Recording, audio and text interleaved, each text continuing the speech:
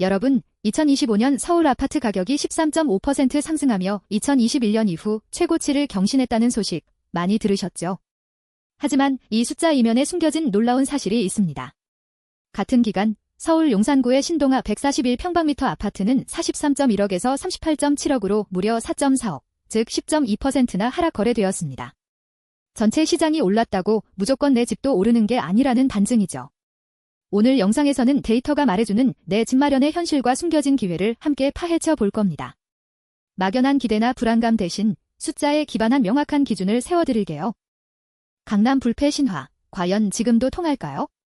놀랍게도 서울 강남구의 레미안 강남힐즈 92평방미터 아파트는 17.4억에서 13억으로 4.4억, 25.1%나 가격이 떨어졌습니다. 비싼 곳은 절대 안 떨어진다는 통념과 달리 상급지라고 해도 예외는 없는 거죠. 박원갑 KB국민은행 부동산 수석 전문위원은 2026년 3월 11일 강남권의 낮은 전세가율을 언급하며 상급지가 내재 가치에 비해 매매 가격이 오버슈팅됐다고 진단했습니다. 강남구 아파트의 전세가율은 37.6%로 10년 전 64.4% 대비 크게 하락했는데 이는 매매 가격이 실거주 가치보다 훨씬 높게 형성되었을 가능성을 시사합니다. 이럴 때 10억 집인데 8억이 전세. 집주인이 실제로 넣은 돈은 2억뿐이라는 전세가율 80%의 비율을 떠올려보면 강남은 집주인의 실투자금이 훨씬 큰 이른바 자기 돈 싸움이 된 셈이죠. 그렇다면 서울 내에서도 이런 하락은 특정 지역의 문제일까요? 서울 광진구 부성 1분 80평방미터는 17.5억에서 14억으로 3.5억, 20% 하락했습니다. 이처럼 주요 입지에서도 하락 거래가 심심찮게 등장하는데요. 2025년 11월부터 2026년 2월까지 4개월간 수도권 비규제 지역 아파트 매매 거래량이 직전 4개월 대비 20% 증가한 반면 서울 및 경기 12개 규제 지역에서는 같은 기간 거래량이 35% 감소했습니다. 신보연 세종대 부동산 AI 융합과 전공지도 교수는 2026년 4월 10일 서울 접근성이 좋은 경기 인접 지역으로 수요가 이동하는 풍선 효과를 지적했죠. 규제 지역 내 집값이 너무 비싸지면서 외곽으로 수요가 분산되는 현상으로 이해할 수 있습니다. 서울 성동구의 극동 148평방미터 아파트 역시 21.5억에서 18억으로 3.5억, 16.3% 하락하며 거래됐습니다. 부동산 가격이 너무 비싸면 언젠가는 떨어질 것이라는 통념이 있죠. 하지만 김인만 부동산경제연구소장은 2025년 12월 22일 규제로 인해 왜곡된 시장에서는 가격이 비싸다고 내려가지 않으며 오히려 추가 규제가 시장을 더욱 자극하고 현금 부자들은 타격감이 적어 비정상적인 가격 상승 흐름이 이어질 수 있다고 설명했습니다. 즉, 시장의 자정 능력이 아닌 외부 요인에 의해 가격이 결정될 수 있다는 점을 시사하죠. 하지만 지금 보시는 이 하락 거래들은 이런 왜곡된 시장 속에서도 특정 조건에서는 가격 조정이 발생하고 있음을 보여줍니다. 서울 동작구의 대림아파트 85평방미터도 12억에서 9.1억으로 3억, 24.6% 크게 떨어졌습니다. 한국부동산원에 따르면 2026년 4월 일주 전국 아파트 매매 가격은 0.04% 상승, 수도권은 0.08% 상승했지만 강북권 0.12% 상승에 비해 강남권은 0.01% 상승에 그쳐 사실상 보합 수준을 보였거든요. 이는 전체적인 상승 흐름 속에서도 지역과 아파트 개별적인 특성에 따라 큰 가격 변동이 있을 수 있다는 것을 의미합니다. 시장 전체의 흐름만 보지 말고 내가 관심 있는 지역과 단지의 데이터를 꼼꼼히 들여다보는 것이 중요해요. 다시 강남으로 돌아와 서울 강남구 경남노년 60평방미터 아파트가 11.9억에서 9억으로 2.9억, 24.1% 하락한 사례를 살펴보죠. 최근 매매 시장에서 똘똘한 한 채 전략이 대두되면서 상급지 갈아타기 흐름이 강해지고 있습니다. 박원갑 수석 전문위원은 한강벨트와 마용성, 마포, 용산, 성동 지역이 내재 가치에 비해 매매 가격이 오버슈팅됐다고 분석했는데 이 강남 아파트의 하락은 이러한 상급지 내에서도 선호도나 규모에 따라 가격 조정이 나타날 수 있음을 보여줍니다. 즉, 강남이라는 지역만으로 모든 아파트가 같은 가치를 지니는 것이 아니라는 거죠. 서울 서초구의 대표적인 랜드마크 아파트인 자크로리버파크 60평방미터 역시 43.9억에서 41억으로 2.9억, 6.5% 하락 거래되었습니다. 고가 아파트 시장에서도 예외는 없다는 것을 보여주는 사례인데요. 김성환 한국건설산업연구원 연구위원은 2025년 12월 1일 공급 부족으로 대기 수요가 많아 오름세가 이어지겠으나 대출 규제로 가용 자금 규모가 줄어 상승폭은 제한적일 것이라고 진단했습니다. 아무리 입지가 좋아도 고금리와 대출 규제 앞에서는 매수 심리가 위축될 수밖에 없다는 의미죠. 매수 심리 지수 120은 100명 중 사겠다는 사람이 더 많은 과열 상태라고 비유했을 때 지금의 시장은 아직 그 정도로 과열되지는 않았다는 뜻이기도 합니다. 서울 노원구의 상계주공이 고층, 58평방미터는 7.1억에서 4.2억으로 2.9억, 무려 40.4%나 폭락했습니다. 이 지역은 강남권과 달리 중저가 아파트가 많아 실수요자의 관심이 높았던 곳인데요. 2026년 서울의 신규 아파트 입주 물량은 통계 작성 이래 최저치인 1만 호 미만으로 떨어질 것으로 전망됩니다.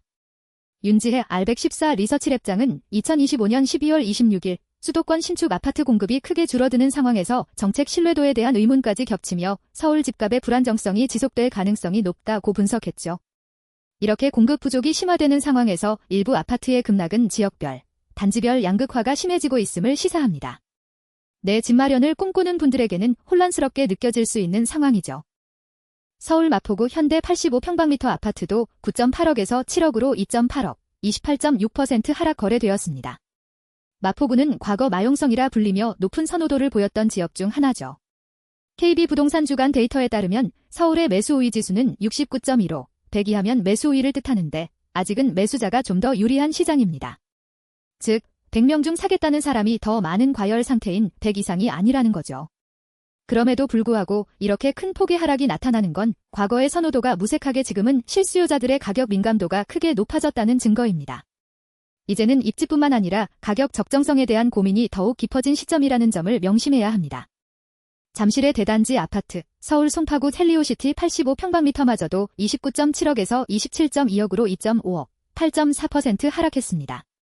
대단지 아파트는 안정적인 가격 방어력을 가진다고 알려져 있지만 헬리오시티의 사례는 이러한 통념도 무조건 믿을 수 없다는 것을 보여줍니다. 특히 2026년 전국 아파트 입주 물량이 약 21만 가구로 2025년 27만 가구 대비 28% 감소할 것으로 예상되고 서울은 28,984가구로 32% 감소할 전망인데요. 공급 부족은 결국 가격 상승 압력으로 작용하겠지만 단기적인 시장 상황은 대단지조차 흔들 수 있다는 것을 기억해야 합니다. 이제 수도권으로 눈을 돌려볼까요? 인천 연수구 현대 1분 85평방미터 아파트는 5.1억에서 2.6억으로 무려 2.5억, 48.8%나 폭락했습니다. 서울 접근성이 좋은 수도권 비규제 지역으로 수요가 몰린다는 이야기가 무색하게 느껴지는 결과인데요. 수도권 전체적으로 매매 0.08%, 전세 0.14% 상승을 기록하며 시장을 견인했지만 이러한 개별 단지의 급락은 지역 내 수급 불균형이나 특정 단지의 악재가 복합적으로 작용한 결과로 보입니다. 수도권 내에서도 옥석 가리기가 매우 중요해졌다는 것을 명심해야 합니다. 다시 서울로 돌아와 성동구 벽산 85평방미터도 16.3억에서 13.9억으로 2.5억, 15% 하락했습니다. 흥미롭게도 한국부동산원에 따르면 2026년 3월 4주 서울 아파트 매매 가격은 전주 대비 0.06% 상승폭을 확대했습니다. 강북권은 0.12% 상승하며 중저가 및 실수요 지역을 중심으로 상승세를 주도했고 성동구는 강북권에 속하는 대표적인 지역이죠. 그럼에도 불구하고 이렇게 개별 단지에서 큰 하락이 나타나는 것은 전체 시장의 흐름과 내가 보고 있는 아파트의 가치가 항상 일치하는 것은 아님을 다시 한번 상기시켜줍니다. 나는 집이 필요한가? 라는 본질적인 질문에 답하고 그 다음 내가 가진 시드머니에 맞춰 현실적인 목표를 설정하는 것이 현명한 첫걸음입니다. 서울 강남구 레미안 블레스티지 85평방미터 아파트도 35억에서 32.5억으로 2.5억, 7% 하락 거래되었습니다.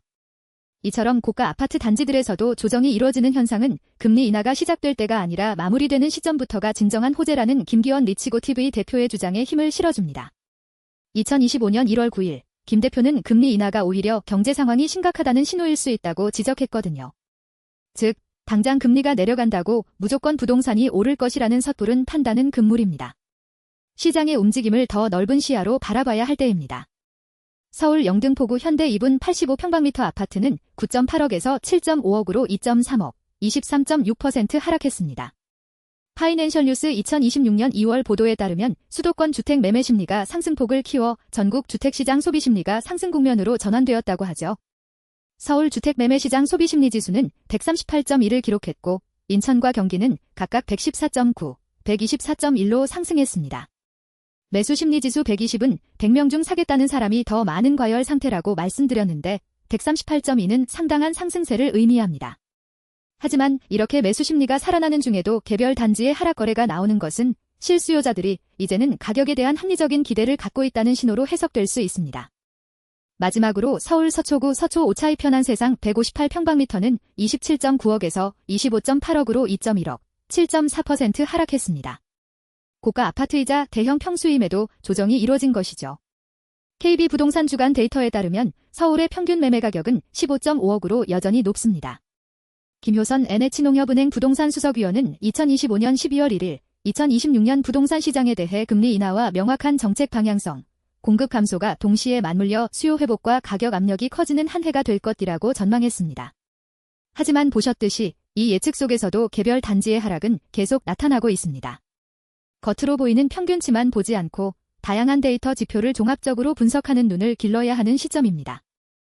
지금까지 보셨듯이 서울 아파트 가격은 전체적으로 상승세를 보이면서도 개별 단지에서는 놀라운 하락이 동시에 발생하고 있습니다. 김효선 NH농협은행 부동산 수석위원은 2025년 12월 1일 2026년 부동산 시장에 대해 금리 인하와 명확한 정책 방향성, 공급 감소가 동시에 맞물려 수요 회복과 가격 압력이 커지는 한 해가 될 것이라고 전망했습니다. 하지만 여기서 중요한 반전이 있습니다. 일반적인 믿음과 달리 김기원 리치고TV 대표는 2025년 1월 9일 금리 인하가 시작될 때가 아니라 금리 인하가 마무리되는 시점부터가 진정한 호재라고 지적했습니다. 금리 인하는 오히려 경제 상황이 심각하다는 신호일 수 있기 때문이죠. 이 I didn't know that 포인트를 기억해두세요. 정부의 부동산 규제 역시 우리가 생각하는 것과 다르게 작동할 수 있습니다. 대출 한도 제한, 규제 지역 확대, 토지거래 허가구역 지정 같은 정책들은 시장 안정화를 목표로 하지만 실제로는 서울 안에 집을 살 수 없을 것이라는 불안 심리를 확산시켜 역대급 집값 상승세를 부추기는 요인으로 작용하기도 했습니다. 왜 그럴까요? 수요 억제 정책이 동시에 임대 공급을 위축시키는 부작용을 낳았기 때문입니다. 즉, 전세 물량은 줄어들고 전세 가격은 오르면서 결국 매매 시장에 다시 자극을 주는 메커니즘이 발생한 거죠. KB부동산에 따르면 2026년 3월 3주 서울 아파트 전세 가격은 전주 대비 상승폭이 확대되어 0.13%를 기록하며 시장을 견인하고 있습니다. 그렇다면 우리는 이 복잡한 시장에서 어떻게 내 집 마련의 기회를 잡을 수 있을까요? 첫 번째 단계는 집값이 오를까 내릴까를 예측하기보다 나는 집이 필요한가? 라는 본질적인 질문에 먼저 답하는 것입니다. 집은 단순히 투기수단이 아닌 의식주의 하나이기 때문이죠. 내가 진짜 집이 필요한 상황인지 실거주 목적이 명확한지 먼저 따져봐야 합니다. 2026년 1월 국토연구원이 발표한 부동산 시장 소비자 심리조사에 따르면 전국 부동산 시장 소비심리지수는 113.2로 전월 대비 3.9t 상승했고 수도권은 117.3으로 상승 국면으로 전환되었지만 개인의 필요는 시장 심리와 다를 수 있습니다.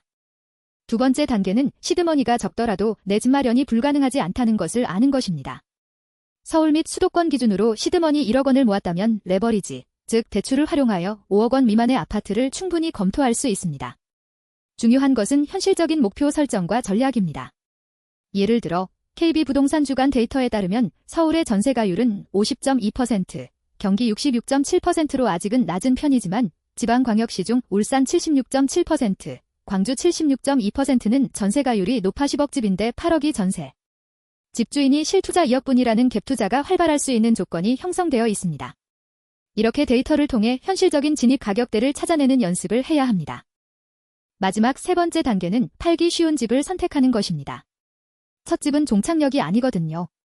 아파트 형태가 아닌 오피스텔, 다세대 주택, 아파텔 등은 아파트에 비해 실수요자 수요가 적어 거래가 어려울 수 있으므로 신중하게 접근해야 합니다. 미래에셋증권 세이지 컨설팅팀은 2025년 12월 3일 실수요자는 매수 타이밍보다는 입지와 가격 방어력을 우선적으로 평가해야 할 시점이라고 조언했습니다. 즉, 내가 원할 때 언제든 다시 시장에 내놓을 수 있는 환금성이 높은 아파트를 고르는 것이 현명한 전략이라는 거죠. 주변의 아파트 거래량과 시세 흐름을 꾸준히 살펴보세요. 오늘 데이터로 본 부동산 시장은 단순히 오르고 내리는 것을 넘어 복잡한 메커니즘과 미묘한 차이들이 공존하고 있다는 것을 확인하셨을 겁니다. 수도권은 0.08% 올랐다는 뉴스 헤드라인만 믿기보다는 그 이면에 숨겨진 개별 단지의 20%, 40% 하락을 보며 나의 관점을 넓혀야 합니다. 내 집 마련은 결국 나 자신의 필요와 데이터를 기반으로 한 전략 싸움입니다. 이 영상을 통해 여러분이 부동산 시장을 현명하게 읽어내는 눈을 가지셨기를 바랍니다. 구독과 좋아요를 눌러주시면 돈이 되는 경제 정보를 놓치지 않으실 수 있습니다. 하지만 투자는 언제나 본인의 신중한 판단과 책임하에 이루어져야 합니다.